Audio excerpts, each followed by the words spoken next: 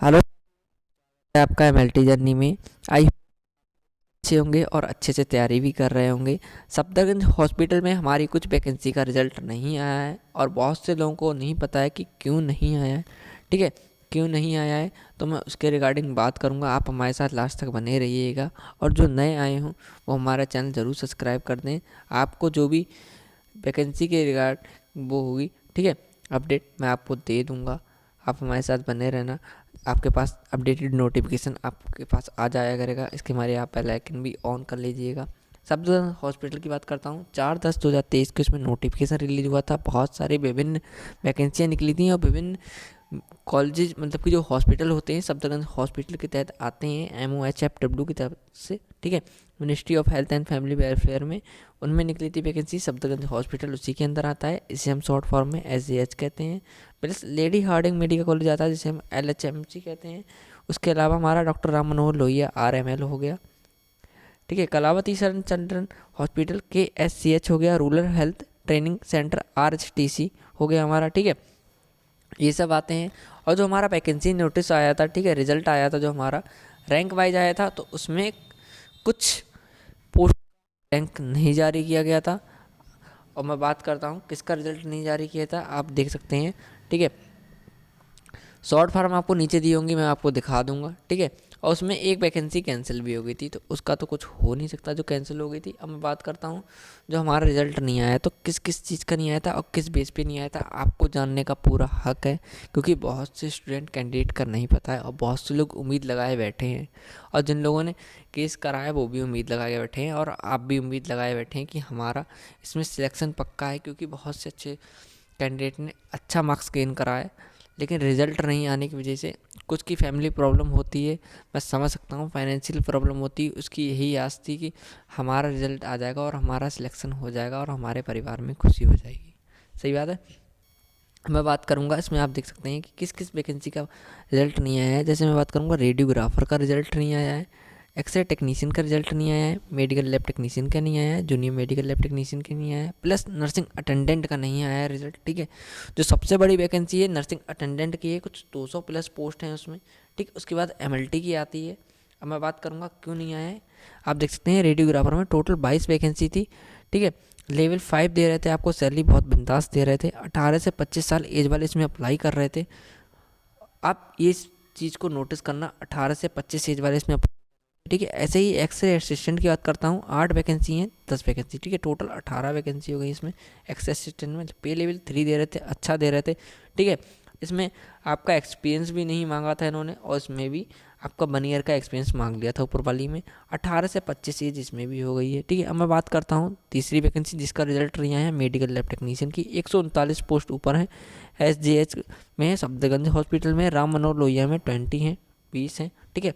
ऊपर वाले जो बात करता हूँ, इन दोनों का आपका जो लेवल था, पे लेवल 6 मिल रहा था, बहुत बिंदास दे रहे थे, ठीक है। बैचलर डिग्री मांगा था, 2 ईयर का वर्किंग एक्सपीरियंस मांगा था आपसे, 30 साल एज मांगी थी। आप गौर करना इस एज वाली बात को, ठीक है, 30 एज मांगी थी। ऐसे ही है आपका junior medical lab technician SGH में 33 थी, राम मनोहर लोहिया में आपकी 6 थी, LHMC में आपकी 7 थी, KSH में कलावती वाले में आपकी 5 थी। अलग अलग कैटेगरी वाइज वैकेंसी थी और सबको मौका दिया गया था। ऐसा कोई कैटेगरी नहीं जिसको मौका ना दिया गया हो, ठीक है। पे लेवल बिंदास वाला आपको लेवल 5 दे रहे थे और लोग उम्मीद भी लगा रहे बैठे हैं कि हमारा रिजल्ट कब आएगा, कब हमें ज्वाइनिंग मिलेगी, कब DB होगी हमारी, मगर स्टे लग गया है, ठीक है। 10+2 हमारा मांगा था, MLT मांगा था, डिसेबल में BMLT मांगा था, 18 से 27 एज। अब आप देखिए स्क्रीन पर, अब मैं जाता हूँ, इस सबको हटा दिया मैंने। आपको जो इम्पोर्टेंट बात है, क्या इंपॉर्टेंट बात है, ठीक है, देखिए आप स्क्रीन पे जो हमारा इसमें गौर कीजिएगा, 18 से 27 एज हो गई, ठीक है, बिलो 30 हो गई इसमें, ठीक है। ऐसे ही हमारा हो गया इसमें एक्सरे असिस्टेंट में 18 से 25, ठीक है। मेरे पास एक RTI आई है, RTI राइट टू इन्फॉर्मेशन होता है हमारा, कि हमारे जानने का अधिकार है, ठीक है। क्यों केस लगा है हमारा, किस वजह से हमारी वैकेंसी रोक दी गई है, उसके बेस पे आई थी, ठीक है। एक कैंडिडेट ने लगाई है, नर्सिंग स्टूडेंट के ने लगाई है, ठीक है, नर्सिंग अटेंडेंट के स्टूडेंट है, उनका सिलेक्शन, उसमें उनकी बहुत उम्मीद लगा रखी है उन्होंने कि हमारा सिलेक्शन हो जाएगा। उन्होंने अच्छा मार्क्स गेन किया है, वैसे आपने भी करा होगा, समझ सकता हूँ, बट रिजल्ट रुक गया है तो क्या कर सकते हैं। ये अब नेक्स्ट हियरिंग जब होगी कोर्ट में तभी अब देखते हैं क्या फैसला आता है, ठीक है। आपने गौर कर लिया टोटल 25 25, ठीक है, 30 37, ठीक है। इन चारों पे तो लगा ही लगा है, प्लस हमारी एक वैकेंसी है नर्सिंग अटेंडेंट की जो सबसे बड़ी वैकेंसी है, ठीक है। केस इस पे भी हुआ है, तो टोटल 5 वैकेंसी हो गई हमारे, इन पे केस लगा है, ठीक है। पे लेवल 1 मिल रहा है इसमें। 18 से 27 एज मांगी थी, इसमें 27 एज मांगी, आप देख सकते हैं। इसमें मेट्रिकुलेशन मांगा था 10th और फर्स्ट, ठीक है, एड सर्टिफिकेट मांगा था, और 50 पीरियड का आपका 1 ईयर का एक्सपीरियंस मांगा था, ठीक है। अब आप खुद सोचिए, जो नर्सिंग का स्टूडेंट होगा उसने पहले प्राइवेट नौकरी करी होगी, ठीक है। अगर 200 प्लस वैकेंसी है, देखिए 93 93 आप लगा सकते हैं कि 9 दूनी 18 होते हैं, ठीक है। कुछ 200 प्लस वैकेंसी ये जाएगी, 32 इधर है, ठीक है। तो उस पर्सन ने 1 ईयर एक्सपीरियंस के लिए अपने लिए प्राइवेट उसने अपनी जॉब की होगी, उसने कम पैसे में अपना घर चलाया होगा। उसके बाद अभी ये वैकेंसी निकली, वो भी वैकेंसी निकली है तभी तो हो रहा है सिलेक्शन। सिलेक्शन भी कहाँ हो रहा है, क्योंकि अभी तक रिजल्ट ही नहीं जारी किया गया। जब रिजल्ट नहीं जारी किया गया तो डॉक्यूमेंट वेरिफिकेशन कब होगा, ठीक है। अब डॉक्यूमेंट वेरिफिकेशन होगा जब रिजल्ट जारी होगा, रिजल्ट जारी होने से पहले इसका स्टे हटेगा, ठीक है। अब देखते हैं स्टे हटेगा या फिर क्या आगे क्या होगा, जो नेक्स्ट हियरिंग है, ठीक है, उसके बारे में। अब आपने देख लिया कि नर्सिंग अटेंडेंट में जो वैकेंसी थी उसमें भी स्टे लगा है, ठीक है, मतलब रोक दी गई है। प्लस आप देख सकते हैं, क्योंकि एक बात बता रहा हूँ, किसी एक पर्सन ने नहीं करा है, उन्होंने भी किसी उम्मीद से ही केस करा है कि उन्हें भी मौका मिले, ठीक है। लेकिन और बहुत सारे लोगों ने केस करा है, ठीक है। अब आपको मैंने बता दिया है, ठीक है। नेक्स्ट मैं बात करूँगा कि हमारी जो आरटीआई है उसका रिप्लाई क्या आया है, कैसा क्या है, ठीक है। देख सकते हैं आप, हमारी आरटीआई ये रही, ठीक है। नर्सिंग स्टूडेंट नहीं लगाई है, आप देख सकते हैं सेंट्रल एडमिनिस्ट्रेटिव ट्राइबल, ठीक है, न्यू दिल्ली। आपका कुछ काम का नहीं है इसमें, आप मत देखिए। जो इनके एडवोकेट है, एडवोकेट जी के नाम दिए हुए हैं, आप देख सकते हैं। खाली हमारे काम का यही चीज़ है, ठीक है। Order of the travel learn cancel for the responsible 6 and is granted 5 weeks time, ठीक है। 5 वीक्स का टाइम दिया गया उन्हें, ठीक है। Rejoinder if any may be filed within 3 weeks, ठीक है। इन्हें 5 वीक्स का टाइम दिया गया है, 05, ठीक है, 02/2024, ठीक है। हमारा जो अब नेक्स्ट हियरिंग है, मतलब कि हमें कोर्ट में कब बुलाया गया है, जिनने याचिका करी थी, ठीक है, उनके लिए कब कोर्ट में बुलाया गया है, अगली सुनवाई कब होगी, ठीक है। तो 5 तारीख दूसरा महीना 2024 को होगी। पहले ही मैं क्लियर कर देना चाहता हूँ, ठीक है। अब मैं बात करता हूँ फिर से, इसमें बस हमारा यही आया है आरटीआई की रिप्लाई, और कुछ नहीं आया है। लेकिन हमारे पास एक और है जिससे हमें मालूम पड़ता है कि क्या हमारा स्टेटस था, ठीक है। हम केस स्टेटस चेक कर सकते हैं। लोग पूछ भी रहे हैं क्या केस है क्या नहीं है, हमको जानने का पूरा हक है, तो मैं आपको क्लियर कर देता हूँ, ठीक है। अगर आपको केस की इन्फॉर्मेशन चाहिए तो आप डाल सकते हैं, ठीक है। 3255 2023 बात करता हूँ, देखिए आप, ठीक है। O.E.-3255 2023, क्योंकि एक कैंडिडेट ने नहीं भरा है, ये बहुत सारे कैंडिडेट ने भरा है, और आपका जानने का पूरा हक है, आप देख सकते हैं, ठीक है। मैंने लिख दिया है इसमें केस नंबर। केस ऐसे बहुत हैं, एक केस नहीं है, ठीक है। जहाँ तक ये वाला जो केस है ये LLT वालों का है, ठीक है, लैब टेक्नीशियन वालों का है, लेकिन आप जान सकते हैं क्योंकि सब पे एक ही केस है। अब मैं बात करता हूँ क्यों नहीं आया, कैसा क्या है, ठीक है, रिजल्ट नहीं आया है। अब मैं बात करता हूँ, ठीक है, लिखूँगा नहीं, समझने की कोशिश करना, मेरे पास है जो इसमें सुनवाई हुई थी ये कभी, ठीक है, 19/2023 को आदेशनाक आया था, आदेश आया था हमारे जो कोर्ट में आदेश आया था, ठीक है। आदेश की बात करूँगा मैं, आदेश क्या आया था, मैंने पहले ही वीडियो बनाई थी पर वो कट गई थी किसी न किसी कारणों की वजह से, ठीक है। उन्होंने बताया था कि बताया जाता है कि आवेदक जो राम मनोहर लोहिया अस्पताल में अनुबंध हैं, ठीक है, वो लोग जो अनुबंध हैं, मतलब कि जो विभिन्न पदों पर पहले से कार्यरत हैं, जिन लोगों ने केस करा है कैंडिडेट ने, वो पहले से वहाँ पर कार्यरत हैं, ठीक है, पहले से कार्यरत हैं, ठीक है। 2009 से, ठीक है, 2009 से वो पहले से काम कर रहे हैं। लेकिन वो किस पे काम कर रहे हैं, अगर गवर्नमेंट काम कर रहे होते तो उनका इसके इस पे लगाने का कोई वो होता नहीं। इसका मतलब कि वो कॉन्ट्रैक्ट बेस पे वर्क कर रहे हैं पहले से, ठीक है, कॉन्ट्रैक्ट बेस पे वो वर्क कर रहे हैं। कब से कर रहे हैं, 2009 से कर रहे हैं। तो आप अंदाज़ा लगा सकते हैं कुल 14 वर्ष तक, 14 वर्ष बाद ये वैकेंसी आई है। मैंने भी बहुत ढूंढने की कोशिश की थी कि 14 वर्ष तक कोई वैकेंसी आई है नहीं आई है, सफदरगंज हॉस्पिटल की तरफ से मुझे तो नहीं मिली। अगर आपको मिले तो आप ज़रूर कमेंट करना, ठीक है। वो लगातार वर्क कर रहे हैं, ठीक है। और अगर आपको मिले तो मुझे ज़रूर भेजना, मैंने तो बहुत ढूंढने की कोशिश की थी, ठीक है। उन्होंने बताया था कि पदों के लिए दिनांक 4/10/2023 के लिए एक भर्ती सूचना जारी हुई थी। उन्होंने क्लियर कर दिया कि एक भर्ती सूचना जो 4/10/2023 के लिए जारी हुई थी, यही नोटिफिकेशन है तब सफदरगंज हॉस्पिटल की तरफ से, ठीक है। उसमें एलिजिबिलिटी के लिए एलिजिबल जो कैंडिडेट थे उन लोगों ने फॉर्म भर भी दिया, उनका एग्ज़ाम हो भी गया, ठीक है। एग्ज़ाम भी हो गया, बट हमारा उन लोगों ने रिज़ल्ट नहीं जारी करा है ना।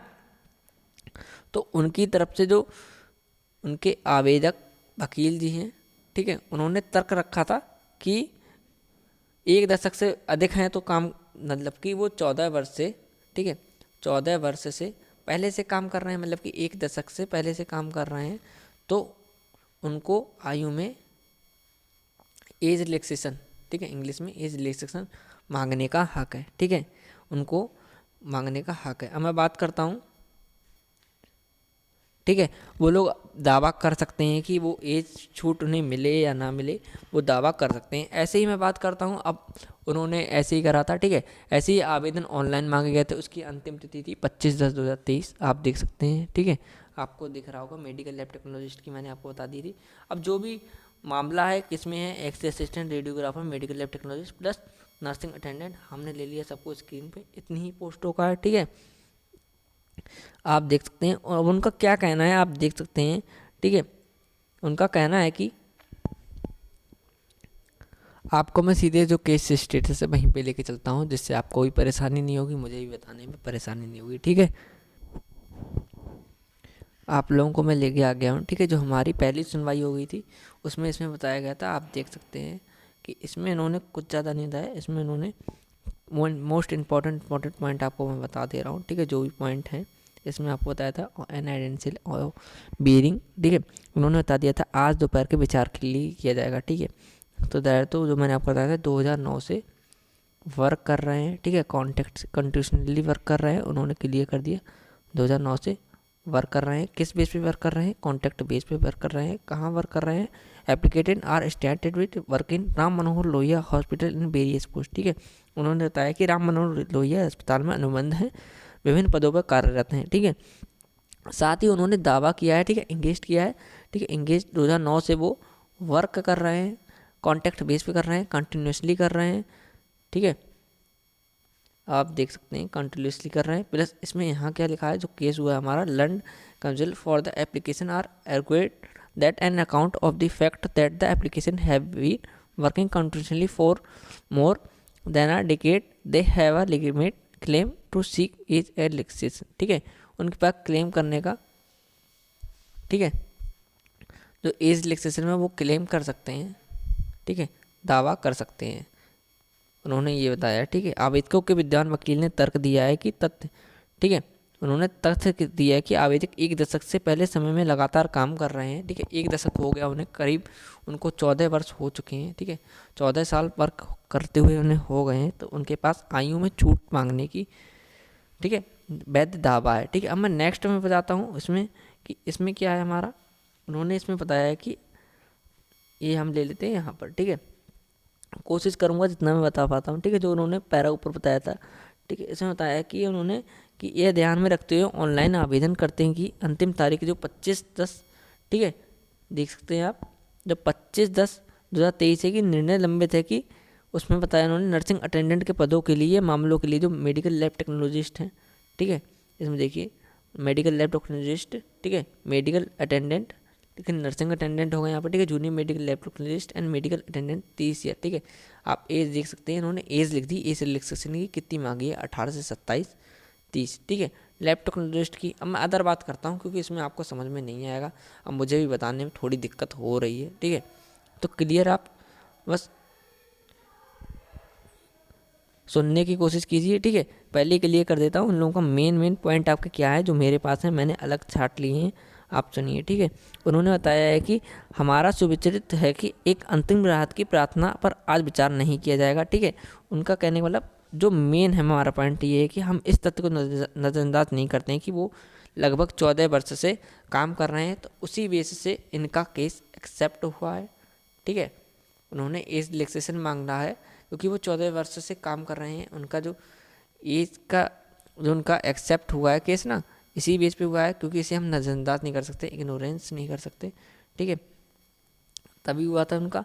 प्लस उन्होंने जो केस करा था उनमें एक लोगों ने नहीं करा है, बहुत सारे लोगों ने करा है, ठीक है। अब केस करा है तो आगे बढ़ेगा ही। ऊपर से जिन लोगों ने केस करा है, ठीक है, कैंडिडेट्स हैं वो भी, उन लोगों ने केस करा है, पहले से वर्क कर रहे हैं। उन्होंने एक बात और कही थी कि जिन लोगों ने केस करा है, ठीक है, लैब टेक्नोलॉजिस्ट हो गए वो, ठीक है, और जूनियर JMLT में जो वर्क कर रहे हैं वहाँ उस पोस्ट पे, प्लस मेडिकल अटेंडेंट जो नर्सिंग अटेंडेंट की पोस्ट है वहाँ वर्क कर रहे हैं, ठीक है। उन्होंने केंद्र सरकार के अस्पताल राम मनोहर लोहिया में वर्क कर रहे हैं, ठीक है। ये लोग वर्क कर रहे हैं तो राम मनोहर लोहिया अस्पताल वालों ने ही कुछ केस करा है, ठीक है। जो मैंने बताया एज रिलैक्सेशन का केस करा है। प्लस उन्होंने बताया कि हमने जो 14 वर्ष वर्क करा है उन्होंने अच्छे से कर्म करा है, ठीक है, अच्छे ढंग से काम किया है, ठीक है। उन्होंने अपना बेस्ट दिया है 14 साल, तो वो एज रिलैक्सेशन का दावा कर सकते हैं, ठीक है। जो हमारा मेन पॉइंट है कुछ नहीं है, सिर्फ एज रिलैक्सेशन ही है, ठीक है। जो मैंने पहले वीडियो बनाई थी उसमें मैंने बहुत अच्छे से बताया था, पर वो वीडियो डिलीट हो गई कैसे भी करके, मुझे खुद समझ में नहीं आ रही है, ठीक है। तो इस बात का उनके पास वेटेज भी है कि सबसे ज़्यादा वेटेज उनके पास किस चीज़ का, उनके पास सबसे ज़्यादा वेटेज है एज रिलैक्सेशन का। वो भी अगर वो 14 साल तक काम ना करते होते तो उनके पास वेटेज उनका नहीं है, लेकिन 14 वर्ष काम करना बहुत बड़ी बात होती है, ठीक है। तो अब इसकी जो नेक्स्ट हियरिंग है, नेक्स्ट हियरिंग तो अब आप जानते ही हैं कि जो नेक्स्ट हियरिंग अब बाद ही में है, उन्होंने पहले बता दी थी, ठीक है, फरवरी मंथ में है। तो अब देखते हैं क्या आता है, कैसा क्या रहता है, तब तक तो आपको वेट ही करना पड़ेगा, ठीक है। फरवरी में नेक्स्ट हियरिंग है, ठीक है। आपको क्लियर कर दिया किस बात का केस है मैंने, ठीक है, एज रिलैक्सेशन का है, आपको जानने का हक है, ठीक है, एज रिलैक्सेशन का केस है। अब देखते हैं नेक्स्ट हियरिंग पे क्या होता है, कैसा क्या होता है। तब तक आप खाली ना बैठें, जहाँ आप वर्क कर रहे थे वहाँ करें, प्लस आप लोग क्या कर सकते हैं, आप लोग नेक्स्ट की भी तैयारी करें, ठीक है, नेक्स्ट की तैयारी करें।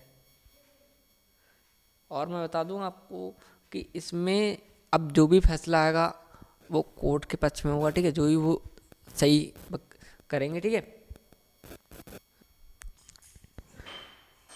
GDS सॉरी, ठीक है, मुझे मिल नहीं रहा था। अब मैं बता रहा हूँ कि जो मैंने पिछली वीडियो बनाई थी उसमें मैंने कुछ पॉइंट्स अपने अलग छाटे थे, जो अभी मैंने आपको एप्लीकेशन दिखाई थी जो उसमें आई थी, तो उसके पॉइंट हैं जो मेन पॉइंट है वो मैं आपको क्लियर कर देना चाहता हूँ। उन्होंने ये बताया था, अगर आपको हिंदी कठिन लगे मैं आपको समझाऊंगा, ठीक है। उन्होंने कहा था कि बताया जाता है कि आवेदक राम मनोहर लोहिया में अनुबंध हैं, ठीक है, आधार पर विभिन्न पदों पर कार्यरत हैं, पहले से कॉन्ट्रैक्ट बेस पे काम कर रहे हैं। उनका दावा है कि उनकी सगाई मतलब कि वो इंगेज करे गए थे, कब उनकी ज्वाइनिंग हुई थी, 2009 में उनकी ज्वाइनिंग की गई थी के दौरान हुई थी, ठीक है। तब से वे लगातार निर्बाध रूप से काम कर रहे हैं, मतलब कि प्रेजेंटली में भी वो वर्क हैं, ठीक है, प्रेजेंट में वो वर्क कर रहे हैं। उत्तरदायियों के विभिन्न पदों के लिए दिनांक 4/10/2023 को एक भर्ती सूचना जारी की गई थी। जो आपका सफदरगंज का नोटिफिकेशन है, ठीक है, वो 4/10/2023 को जारी हुआ था, उन्होंने क्लियर कर दिया था, ठीक है। जिसके लिए आवेदक भी इच्छुक है, लेकिन आवेदक मतलब कि इच्छुक है, वो तो काम करना चाहते हैं, पहले से वर्क कर रहे हैं और वो चाहते हैं कि हम परमानेंट भी हों। हर कैंडिडेट की ये इच्छा होती है कि वो परमानेंट हो, अगर वो समता पे काम कर रहा है। अगर आप भी काम कर रहे होते तो आप भी परमानेंट होना चाहते, कहीं ना कहीं आप भी अपना उज्जवल भविष्य सोचते, ठीक है, इच्छुक हैं। हालांकि अधिक उम्र हो जाने के कारण वे इन पदों के लिए आवेदन नहीं कर पा रहे हैं, मतलब कि उनके पास एज रिलैक्सेशन की भी सीमा ख़त्म हो गई है, तो वो आवेदन नहीं कम कर पा रहे हैं। अगर जो हमें कैटेगरी वाइज एज रिलैक्सेशन मिलता है, ठीक है, SC ST OBC जनरल, जो भी हमें कैटेगरी वाइज रिजर्वेशन मिलता है वो नहीं कर पा रहे हैं। तो इस बेस पे देखा जाए तो उन्होंने कराए कि इच्छुक हैं, अधिक उम्र हो जाने के कारण वे पदों पे आवेदन नहीं कर सकते हैं। अगला क्या है कि आवेदकों के द्वारा वकील द्वारा तर्क किया गया था, मैंने आपको क्लियर करा था, ठीक है, मुझे मिल नहीं रहा था ये कि तथ्य के कारण के आवेदक 1 दशक से अधिक, उन्होंने अपने वकील एडवोकेट जी से सलाह ली होगी, ठीक है, कि आवेदक एक दशक से अधिक मतलब 14 वर्ष से काम कर रहे थे, अधिक समय से लगातार काम कर रहे हैं, तो उनके पास छूट मांगने का वैध दावा है, ठीक है, वो मांग सकते हैं, उनके पास है, तभी उनका एक्सेप्ट किया गया है केस, ठीक है, क्योंकि उनके पास वेटेज है 14 साल का, ठीक है। अब प्रतिवादी अस्पताल में 2008-9 से अब तक काम कर रहे हैं, प्रेजेंट टाइम में काम कर रहे हैं। आवेदकों की आयु में छूट न देने की प्रतिवादी को कदम को सर्वोच्च न्यायालय में, ठीक है, मतलब कि आपके हाई कोर्ट में उन्होंने याचिका दाखिल की थी, निर्धारित कानून के विपरीत अवैध घोषित किया है, अवैध घोषित करें, ठीक है, उत्तरदायित्वों को आयु में और अवैधकों को द्वारा अनुबंध के आधार पर संतोषजनक ढंग से काम किए गए वर्षों की संख्या के लिए वेटेज देने के लिए एक योजना तैयार करने के निर्देश दें, ताकि वे इस विलंबित चरण, मतलब कि जो वैकेंसी में वो फार्म नहीं भर पाए हैं, में उत्तरदायित्व द्वारा शुरू की गई नियमित चयन प्रक्रिया में भाग ले सके। ये जो हमारी परमानेंट वैकेंसी निकली थी उसमें ये भाग ले सकें, ठीक है। उन्होंने ये कहा था, ऐसे ही उन्होंने बताया था कि कोई अन्य राहत निर्देश पारित करें जिसे यह माननीय न्यायाधीकरण आवेदकों के पक्ष में और मामले के तथ्यों और उत्तरदायित्वों के खिलाफ उचित समझें, ठीक है। अब नेक्स्ट उन्होंने बताया था कि आवेदकों के विद्वान वकील के पैरा 9 के निर्धारित अंतरिम राहत के लिए आवेदकों को प्रार्थना पर विचार करने का उपयुक्त करें। उनका जो पैरा 9 था मैंने पहले ही क्लियर कर दिया कि उन्होंने, ठीक है, कि 14 वर्ष तक उन्होंने काम किया था। फिर नेक्स्ट हमारे पास क्या पॉइंट था इसमें कि यह ध्यान में रखते हुए कि ऑनलाइन आवेदन की अंतिम तिथि 25/10/2023 है, ओएम ने निर्णय लंबित है, ठीक है, पैरा 9 यही है, मैंने नीचे लिख दिया था। यह माननीय न्यायाधीकरण प्रतिनिधियों को यह निर्देश देने की कृपया कर सकते हैं कि वे आवेदकों को ऑनलाइन, ऑफलाइन या किसी अन्य उचित मोड में आवेदन करने की अनुमति दें। मेडिकल लैब टेक्नोलॉजिस्ट हो गया, जूनियर मेडिकल लैब टेक्नोलॉजिस्ट हो गया, नर्सिंग अटेंडेंट के मामलों के तथ्यों या परिस्थितियों के लिए उचित समझे जाने के लिए किसी अन्य अंतरिम आदेश दें, ठीक है। इंग्लिश में वहाँ मेडिकल अटेंडेंट निकाला था, हिंदी में नर्सिंग अटेंडेंट, ठीक है। नेक्स्ट की बात करता हूँ, इन्होंने क्या कहा था, हमारा सुवच्चरित विचार है, उनका विचार है कि यदि अंतरिम राहत की प्रार्थना पर आज विचार नहीं किया जाता है तो संपूर्ण वह निर्धारक संभावना में यह केवल अकादमिक अभ्यास बनकर रह जाएगा, ठीक है। अगर आज विचार नहीं करेंगे तो वैकेंसी पूरी हो जाएगी, ठीक है। इसके अलावा इस सत्यों की नजरअंदाज नहीं कर सकते हैं कि आवेदक 14 वर्ष से वर्क कर रहे हैं। मैंने पहले ही क्लियर कर दिया था कि ये उनके पास वेटेज है कि वो 14 साल से काम कर रहे हैं, इसीलिए टाइम दिया गया है उनके लिए, ठीक है, कि वो सोच विचार करके ही निर्णय लें, ठीक है। कल और सप्ताह की छुट्टी से पहले अधिक दिवस, ठीक है, ये आप नहीं, नीचे आप देख लीजिए क्या काम का है हमारा कि स्थितियों को मद्देनजर अंतरिम राहत के आवेदकों की प्रार्थना के उत्तरदायित्वों के लिए निर्देश स्वीकार किया जाता है, ठीक है। उन्होंने पहले के लिए कर दिया था कि ऑनलाइन पोर्टल में कि उत्तरदायित्वों को ये भी सुनिश्चित करना हो कि आवेदकों के ऑनलाइन पोर्टल के माध्यम से स्वीकार नहीं किए जाते हैं तो वैकल्पिक व्यवस्था दी जाए, ठीक है। उन्होंने पहले क्लियर कर दिया कि अगर आवेदक को फॉर्म भरने का एक समस्या, अगर उन्हें एज रिलैक्सेशन दिया जाता है तो किस बेस पे दिया जाएगा कि परिणाम आवेदकों का चयन परीक्षा उनकी रोक दी गई है, ठीक है, उनकी रोक दिए ट्रिब्यूनल अनुमानित के बिना घोषित नहीं की जा सकती है, ठीक है। अब उत्तरदायित्वों को यह भी सुनिश्चित करना हो कि यदि आवेदकों के आवेदन ऑनलाइन पोर्टल के माध्यम से स्वीकृत नहीं किए जाते हैं तो वैकल्पिक व्यवस्था की जाए और आवेदकों को सूचित किया जाए, ठीक है। उन्होंने ये कह दिया डायरेक्ट जो हमारा कोर्ट केस का आया था, ठीक है, यही आया था, मैंने आपको क्लियर कर दिया है, ठीक है। आपको समझ में आ गया होगा क्या केस है। अगर आपको इसमें भी नहीं समझ में आया तो आप सीधे सिर्फ एक ही बात समझिए, जो केस है सिर्फ एक ही है, एज रिलैक्सेशन का है, ठीक है, एज रिलैक्सेशन का केस है। प्लस इसमें उनके पास वेटेज क्या है, वेटेज उनका यही है कि 14 साल से वर्क कर रहे हैं। अगर आप भी कर रहे होते तो आप देखिए, आपकी भी मैं समझ सकता हूँ, उनकी भी समझ सकता हूँ, क्योंकि 14 वर्ष से वो भी वेटेज उनके पास है कि काम कर रहे हैं। प्लस आप लोगों ने भी अपनी क्वालिफिकेशन अच्छी जगह से की होगी, बहुत कठिनाई से की होगी, है ना, ठीक है, कठिनाई से की होगी। और बहुत से लोग प्राइवेट में जॉब भी कर रहे होंगे, ठंड का मौसम है, सब समझ सकता हूँ क्योंकि मैं भी बता रहा हूँ, ठीक है। तो उसमें अब JMLT में इतने दिनों बाद तो वैकेंसी निकली थी, वो भी परमानेंट पोस्ट जल्दी आती नहीं, और आती है तो जो बच्चा तैयारी करता है उसे ही मालूम होता है कि कितना रातों में अगर वो जग के तैयारी करता है ना, तो उसे ही मालूम है कि उसे एक एक नंबर के महत्व मालूम होता है कि हमें कैसे अपना एक नंबर लाना है, कैसे क्या करना है। तो उस हिसाब से देखा जाए, देखते हैं अगला नेक्स्ट हियरिंग कब होगी, ठीक है, फरवरी में होगी, जो मैंने आपको क्लियर कर दी थी, ठीक है। उसमें क्या आदेश आता है, कैसा क्या होता है, किसके पक्ष में आदेश आता है, या नेक्स्ट उसके बाद भी आ सकती है हियरिंग, ठीक है, फिर विचार करने पे होगा। तो देखते हैं नेक्स्ट हियरिंग। आप हमारे चैनल के साथ जुड़ जाइए, जिन लोगों ने सब्सक्राइब नहीं करा है सब्सक्राइब कर लीजिए, ठीक है। वीडियो सपोर्ट जरूर करना मेरा, ठीक है, इस वीडियो का, ठीक है, और भी वीडियो कीजिए। मैं वैकेंसी की वीडियो डालता रहता हूँ। प्रीवियस ईयर क्वेश्चन कोई सा भी हो आपको हमारे चैनल पर मिल जाएगा। ठीक है, थैंक यू।